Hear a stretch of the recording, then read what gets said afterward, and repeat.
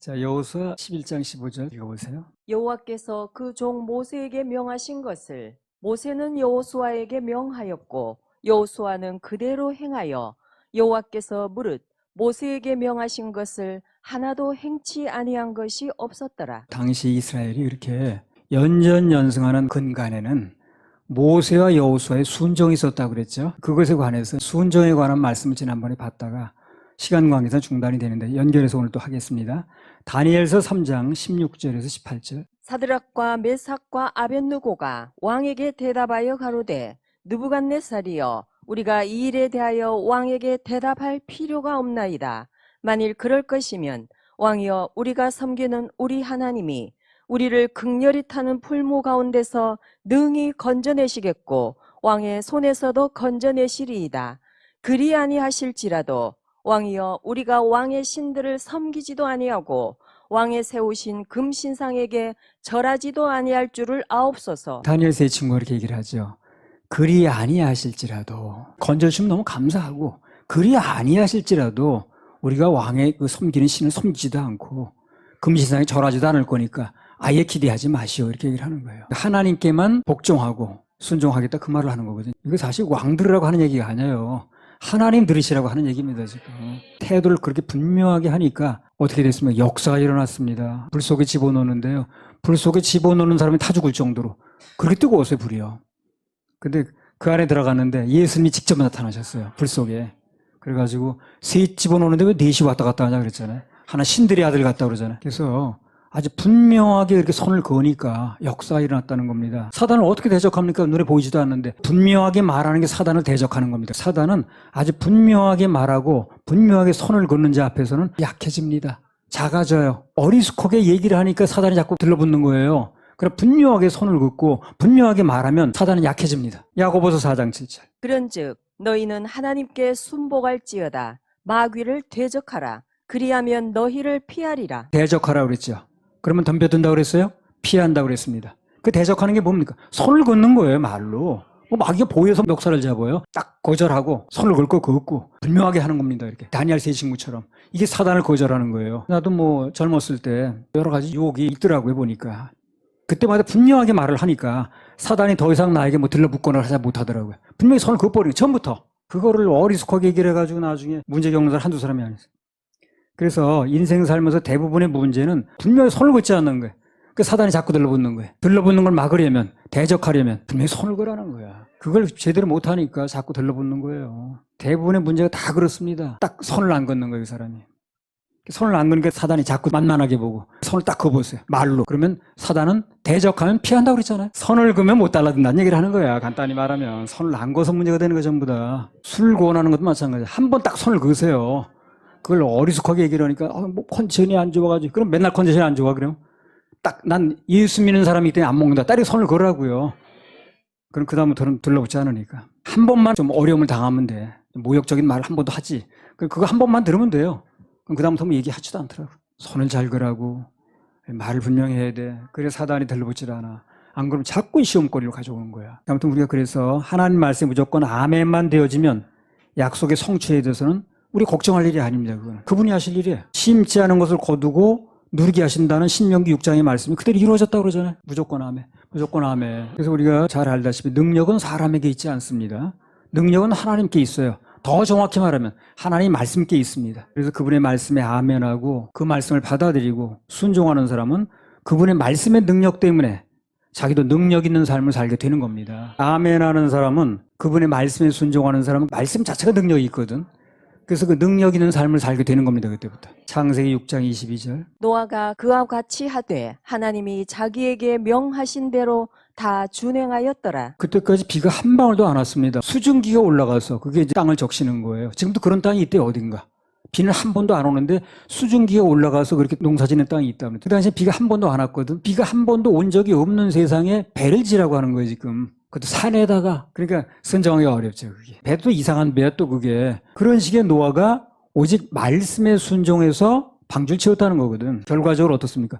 온 인류가 다 망할 때 자기 가족은 살았습니다. 그런 보상이 왔다고요. 그리고 오늘날 모든 인류가 노아 가족 때문에 퍼진 겁니다. 물론 한 시대 쓰임 받고요. 그래서 어려운 선정을 할수록 그에 대한 대가는 크다는 거예요. 갚아주는 값은 크다는 거죠. 출애굽기 40장 16절. 모세가 그같이 행하되 곧 여호와께서 자기에게 명하신 대로 다 행하였더라. 모세가 쓰임받은 비결도 바로 그거거든. 순종이었습니다. 자기가 명한 대로 다 했다는 거예요. 그 40년간 놀라운 축복을 받고 놀랍게 쓰임받고 했던 겁니다. 여호수아도 마찬가지예요.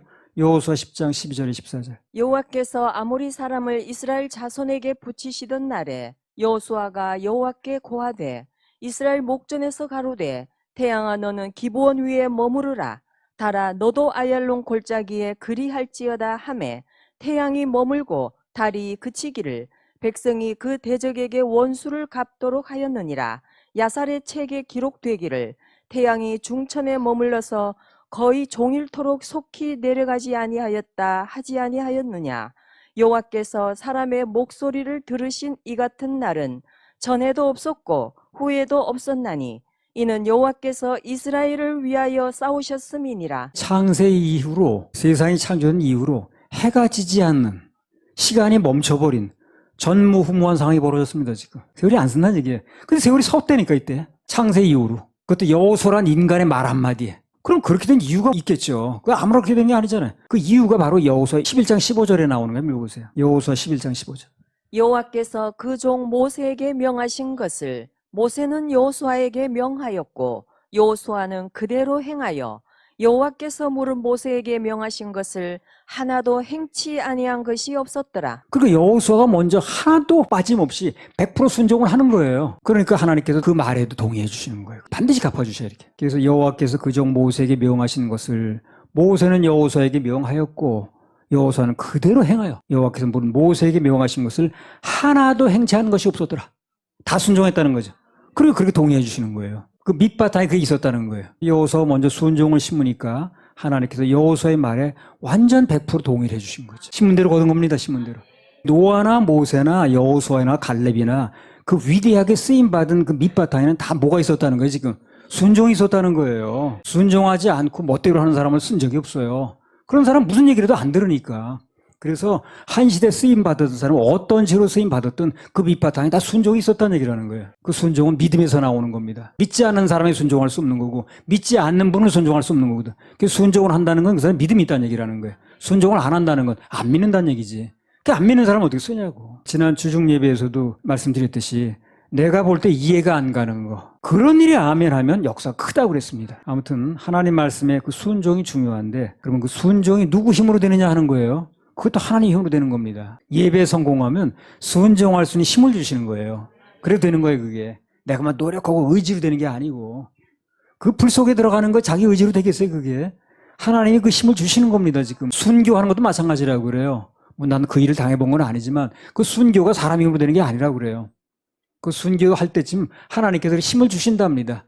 그래서 아무 두려움도 없게 그렇게 하는 거지. 그렇게 두렵고 무서우면 어떻게 하겠습니까?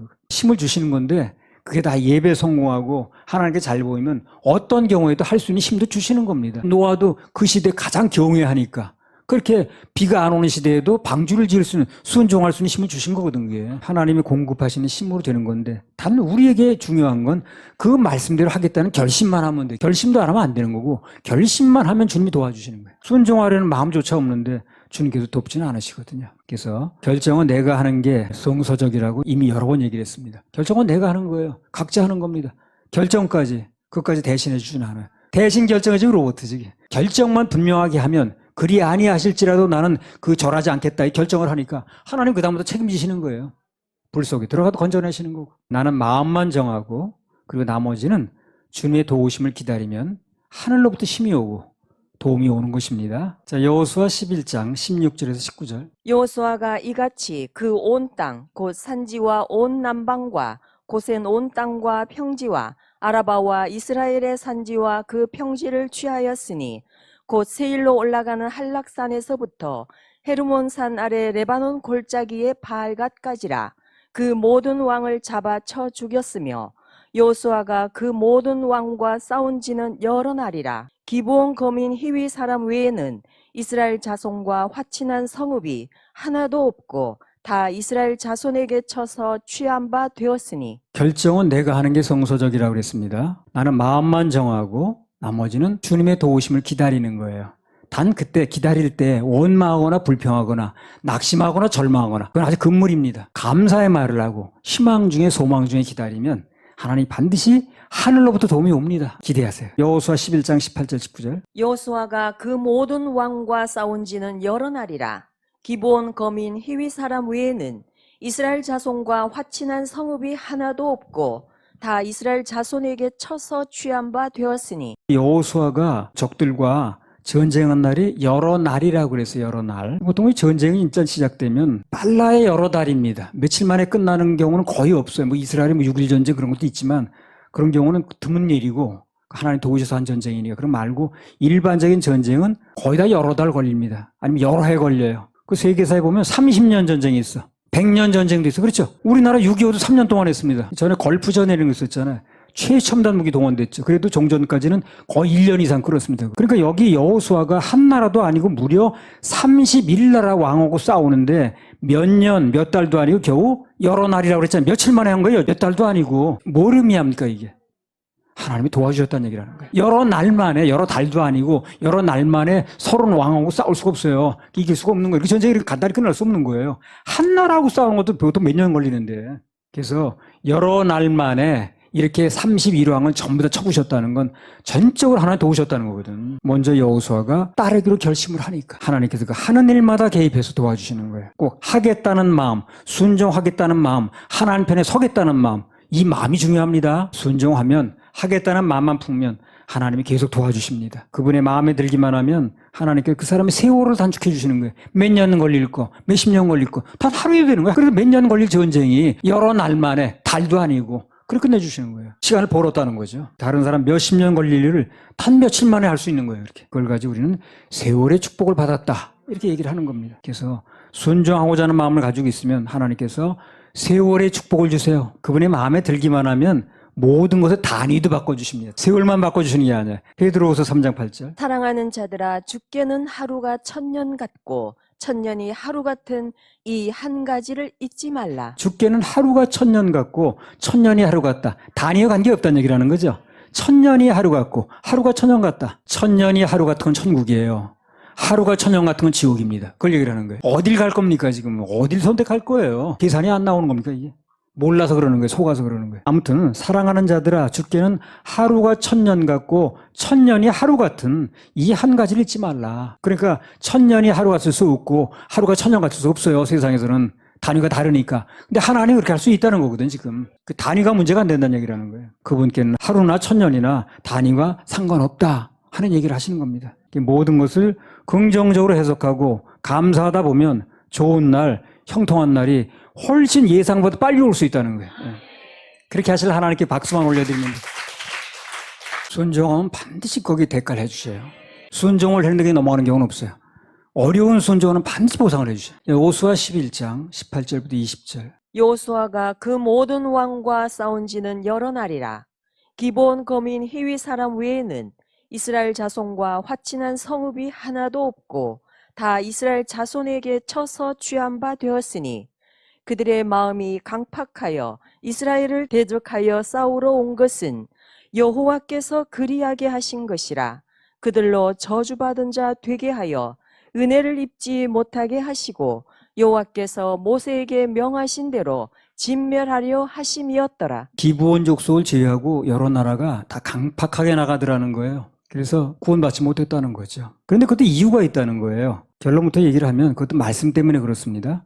창세기 15장 13절부터 16절. 여호와께서 아브라함에게 이르시되 너는 정령이 알라. 내 자손이 이방에서 객이 되어 그들을 섬기겠고 그들은 400년 동안 내 자손을 괴롭게 하리니 그 섬기는 나라를 내가 징치할지며 그 후에 네 자손이 큰 재물을 이끌고 나오리라.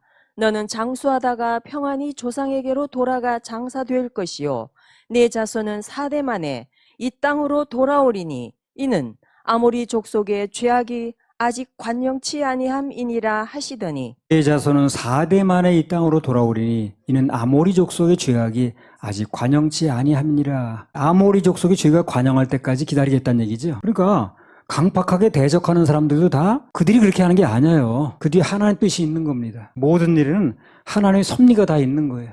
악하게 나오는 사람 섭리가 있는 거고 선하게 나오는 사람 섭리가 있는 거예요. 그래서 이루시고자 하는 뜻이 있습니다. 거기에. 맡기고 기다리면 돼요. 그래서 강박해 나오는 사람도 맡기고 기다려요. 그것도 다 하나님의 뜻이 있는 거예요. 지금. 괜히 그러는 게 아니라는 거예요. 그래서 신앙생활을 원만하게 하려면 모든 것이라고 그래서 어떤 것이 됐든 간에 거기에 하나님의 섭리를 인정할 줄 알아야 돼요.